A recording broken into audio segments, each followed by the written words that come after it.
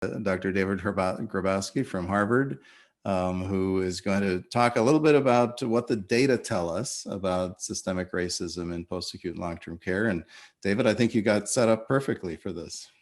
Absolutely. Well, thank you, Chris, and hello, everyone. And thanks to Advancing Excellence for inviting me today to say a few words about the research literature. And what a pleasure to follow President Grabowski. There's not often you go from a Grabowski to a Grabowski, so you guys are getting the full spectrum of Polish names today. But it's really great to spend this time with everyone, especially on this topic. This is a topic we've, I think, long ignored in nursing homes and long-term care. We know it's been there. There's been research studies I'll speak about, but I'm really happy that Chris and the board decided to focus on this issue this year, because COVID has really brought this issue, like other issues, to the surface.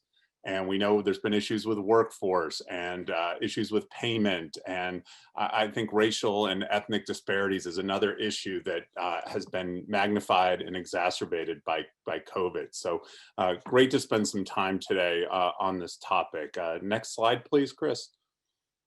I want to start with the Institute of Medicine framework that I'll use as kind of a sort of a conceptual underpinning for my remarks today. I go back, I was many years ago the co-chair of the Building Bridges initiative in Academy Health's long-term care interest group. And we commissioned this paper by Tamara Konecka and Rachel Werner to sort of think about disparities in long-term care. And they kind of focused on, just like the IOM framework, disparities in use of services, and then disparities in access to high quality care. I apologize, I should have said disparities in quality or access. You always catch these typos when you're actually presenting, but basically the IOM framework is about disparities in utilization, access for older adults, and how they kind of can use nursing home services, and then also disparities in quality conditional on using a particular setting. I'm going to go beyond these kind of two broad topics and also talk about something that President Grabowski already discussed, and Larry Minix as well. The kind of disparities we see in who's delivering the care on the front lines. Then I'll conclude with some thoughts on COVID, both which facilities have been impacted by the virus, but also a point that's already been raised: what about the vaccine, and who's going to be willing to take it, and who'll have access to the vaccine? So I want to first, though, start with kind of this classic IOM framework of disparities in use and disparity in access to high quality care. So next slide, please, Chris. So we've known that we've had kind of Black-white disparities in use of nursing home services for quite some time. If you go back, and these are data from the National Nursing Home Survey, you can actually go back to 1963, so 57 years ago, and you can see kind of that ratio of Black to white utilization of nursing home care. And that actually shifted through the 60s, 70s, and 80s into the late 90s, where by that point, according to the National Nursing Home Survey, utilization was actually higher among Blacks than whites. These are not adjusted for anything. These are just kind of the raw numbers. But I think there's quite a bit of agreement that we did see increased access to nursing homes broadly among Black residents over this period. Where there's been more debate in the literature is really about kind of what does this difference actually reflect? And the next slide shows this. Next slide, please, Chris. This slide shows, and this is from a Journal of Gerontology Social Sciences paper published a couple of years ago by Thomir and colleagues, where you can see that the unadjusted there on the left, that's kind of the baseline, white Black differences in utilization. It's pretty non-existent. That use is pretty similar, but quite a bit lower utilization among Hispanics in terms of nursing home use. But when you actually make the adjustment there on the right for health and disability, for socioeconomic resources, for family and social ties, when you begin to make that adjustment, you can see a big difference. And I think this study really nicely reflects kind of our understanding right now of the kind of difference in utilization by race. A key question here, what do we make of this difference? Does it reflect underuse on the part of Blacks? We know many individuals want to avoid kind of entering a nursing home. They prefer care at home, but ultimately, what does this say about unmet needs? And are there individuals in the community with unmet needs that would benefit from nursing home services? It also may reflect something about different preferences, and obviously, we typically don't control for that in this type of study, unfortunately. So I do think we still see some difference after you control for health and disability, SES, and kind of family framework. Next slide, please. In shifting then and thinking about disparities, not necessarily in the use of or access to nursing home services, but rather disparities in quality, I want to go back to that Institute of Medicine framework and talk about the 3Ds, differences, disparities, and discrimination. So I think it's really important that we kind of be precise with our language here. Here we might think that a difference just shows, better quality potentially for a non-minority group relative to a minority group. But not all of that difference necessarily reflects a disparity. And there you can see on the right that some of that difference may reflect clinical appropriate or need or patient preferences. Ideally, we take that out, and what's left there is the disparity, the operation of the healthcare system, the legal and regulatory climate, and then issues that we're really taking on today, issues of discrimination, whether that's biases, stereotyping, and uncertainty. I'll note some of the studies have done a really good job of kind of teasing out kind of what's a difference versus what's a disparity, but there's still a lot of blurriness here in the literature, and I'll also say not all of the disparity is necessarily discrimination. Next slide, please. A key result, and I love going back to this kind of early work by David Barton Smith that he published back in 1990 in the Milbank Quarterly. What he has here is a segregation index, and it runs from 0 to 1. So 0 would mean a nursing home was fully integrated. It basically reflected kind of the population more broadly, where 1 is perfectly segregated, where you might have minorities in one set of homes and non-minorities in another. And you can see this is early data from the 1980s, but you can see whether you just look at the city of Philadelphia or the entire US, that nursing homes are more segregated than hospitals. And indeed, if you look at the entire US, the SMSA is just the residential kind of neighborhood. Nursing homes nationally at that time were actually more segregated than the broader neighborhoods. And people always ask me, well, why is that the case? And the response is that, unlike hospitals, nursing homes are incredibly local. They draw from a much smaller kind of catchment area relative to a hospital. There are about 6,000 hospitals in the US. There's 16,000 nursing homes. So they're much more reflective of the local community. One of the statistics I often give is that there are more nursing homes in the US than Starbucks. And we have lots of nursing homes, and people are going. Distance, we know, is a really important factor towards choice of a nursing home, and folks tend to choose one locally. Next slide, please. And you can see here in terms of the types of facilities, we know that it's quite segregated, and it's remained relatively segregated. Well, what are the types of care that's being delivered at a home where an individual, last slide, please, where thanks, where an individual is a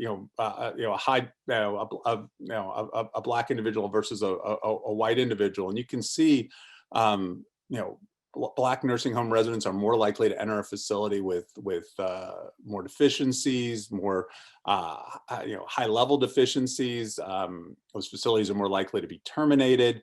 They have lower staffing. They're more likely to be substantially understaffed. And in terms of financial viability, they're less likely to have a higher percent private pay. They have lower occupancy and a higher share of Medicaid. So Blacks are less likely to enter our kind of best facilities and our highest resource facilities. Next slide, please.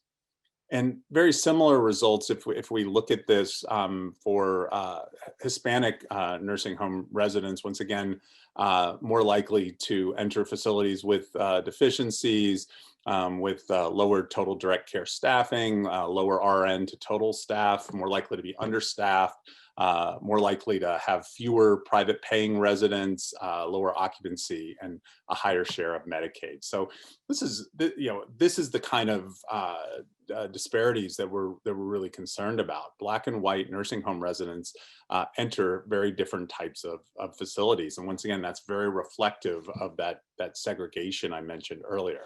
Next slide, please. And just to sort of run through some of the measures, I won't spend a lot of time on this, but this is based on my colleague Jasmine Travers did a literature review and found big racial ethnic disparities in urinary incontinence, pressure ulcers, advanced directives, restraint use, and influenza and pneumococcal vaccinations, which obviously I'll want to come back to later when thinking about the COVID vaccines. But in all of these, minority nursing home residents are experiencing lower quality of care. Next slide, please. Shifting gears then, we know there are disparities by use of long-term care. We know there's disparities and conditional on using a nursing home in terms of quality.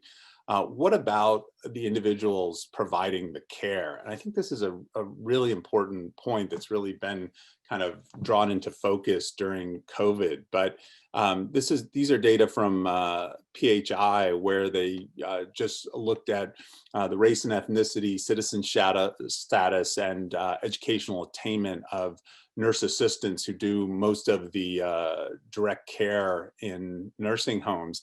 And you can see that over half of CNAs are persons of color. You can see citizenship status, about 80% are US citizens, 12% are US citizens by naturalization, 8% not a US citizen. And you can see over half have a high school degree or less. I wanted to drill down a little bit more on immigration status. Next slide, please, Chris.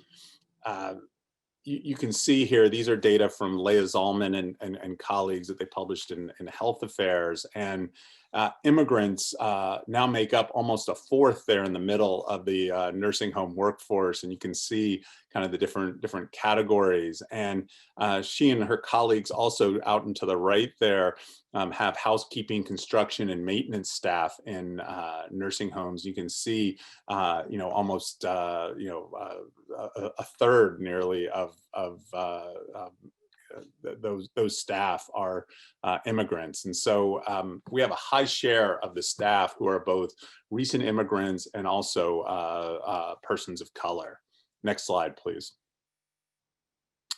I wanted, after kind of shifting gears, wanted to shift gears one more time and just talk about COVID. We know COVID has been particularly hard on persons of color. These are just the overall data, so these are not specific to long-term care, but these are just the hospitalization and death data relative to whites for different racial and ethnic groups. And you can see here, I'll just go to the right two columns in terms of cases. Blacks are 1.4 more times likely to have COVID, 3.7 times more likely to be hospitalized, and 2.8 times more likely to die. And you can see relatively similar numbers for Hispanic or Latino persons. So we know already that minorities are more likely to be impacted by COVID-19. Next slide, please. And What's interesting is we did an early study led by my colleague Hannah Abrams, where we wanted to focus in on which facilities exactly were having early outbreaks or cases. And it's really interesting. You know, President Grabowski mentioned this being a system level issue, as did Larry Minix, and it really is a system level. This was not a case of a few bad apples in terms of nursing homes. This was about where facilities were located.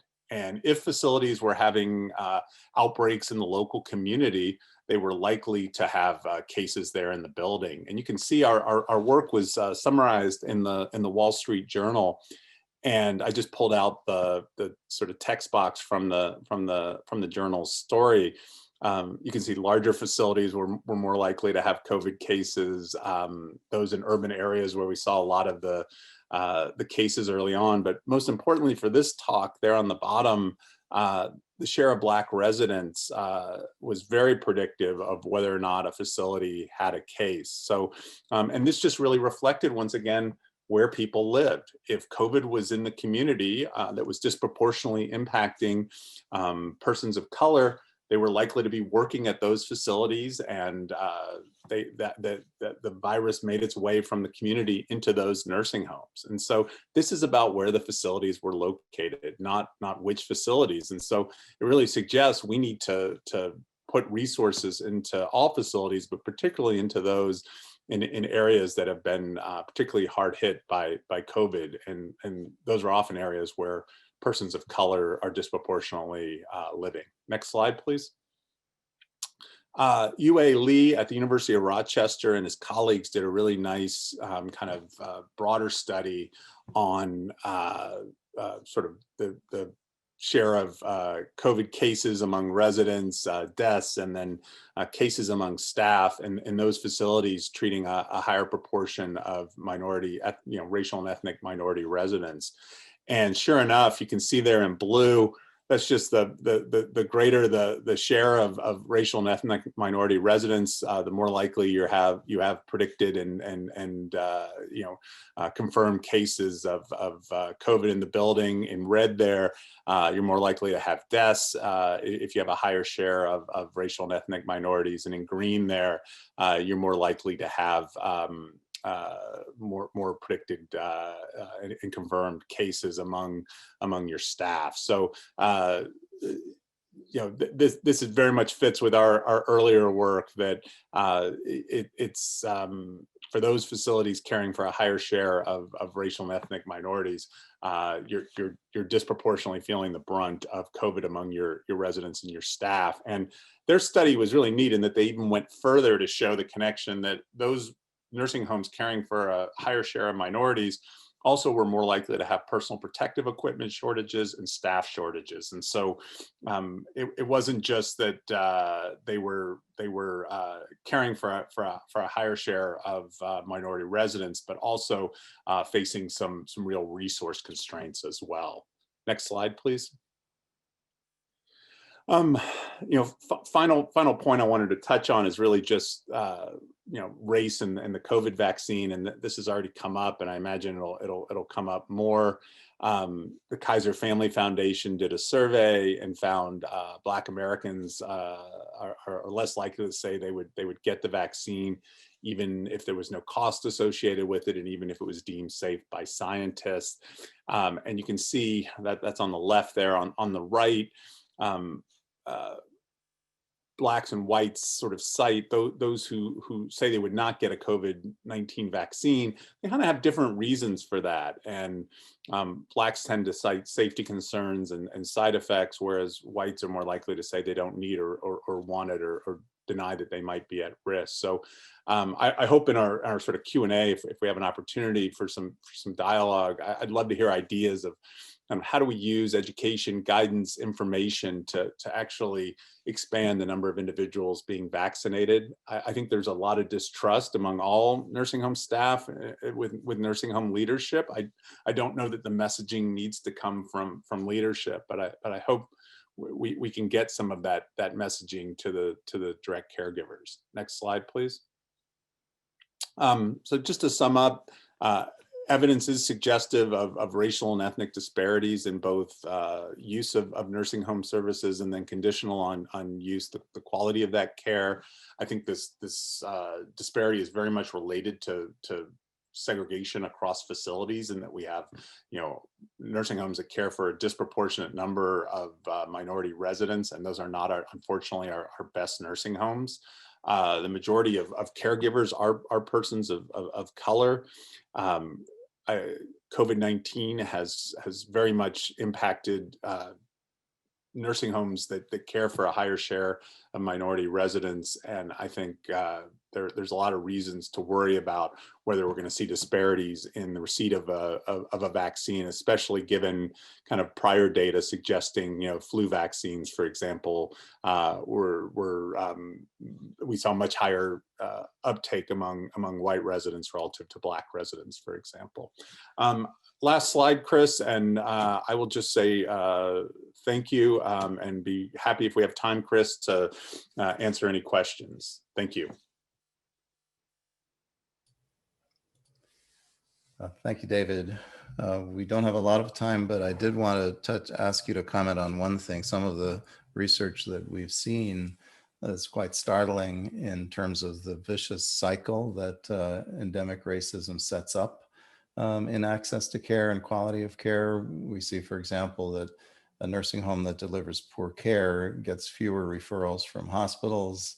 When they get fewer referrals from hospitals, their ability to provide full-featured care goes down. And as their ability goes down, of course, they continue to deliver poor care and bad outcomes. That's both in terms of nursing home deficiencies as well as outcomes in terms of COVID illness and fatality, as well as, of course, their financial ability to be sustainable. Any thoughts you might have about that?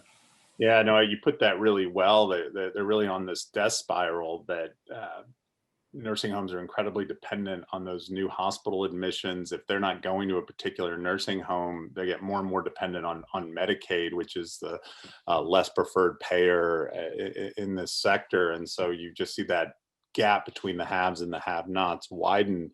I think this comes back to a big part of the policy response needs to be Medicaid, that we can't expect to overpay in Medicare, underpay in Medicaid, and then kind of hope for the best here. And there are a certain set of facilities that, as you just described, Chris, for whatever reason, if they're not able to get those Medicare discharges to their facility, they start into this death spiral. And all too often, those are facilities that are caring for a higher share of minority residents.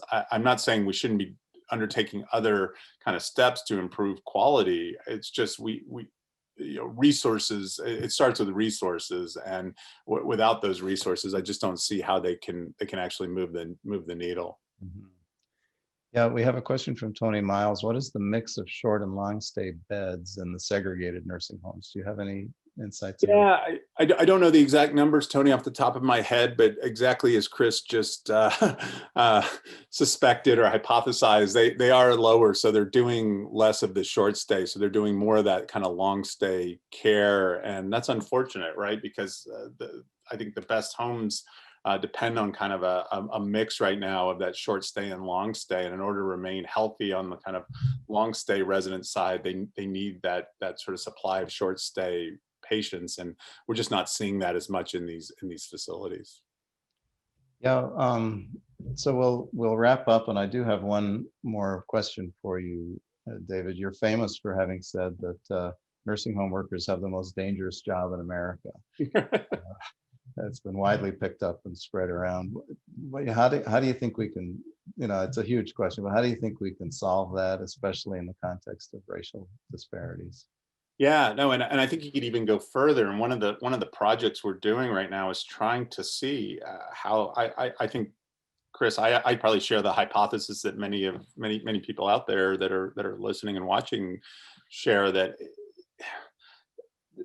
not only is nursing home caregiver the most dangerous job in America, but it's disproportionately hit minority, just by, we know half the workforce, consists of persons of color. So we know this has hit them harder, but just to show that it's disproportionately, I think would be really, really powerful. And then how do we fix this? We fix this with pay. We fix this with benefits. We fix this with valuing this workforce. Like with a very kind of living wage and non-punitive sick leave, and just really be, and I know that this takes resources, but if I'm going to put money into nursing homes right now, I want to, that's where I want to put it. As you said earlier, Chris, that's the backbone of a good nursing home. That's really kind of, it all goes back to the CNAs. And I'm not saying that leadership or other parts of the facility aren't important, but investing in the CNAs should be kind of our number one priority coming out of COVID. Well, terrific. Thanks so much, David, for doing this for us. We very much appreciate your participation. Obviously, I've learned a lot, and I think our participants have as well. Great. Thanks, Chris. Thanks, everyone. Yep, very good.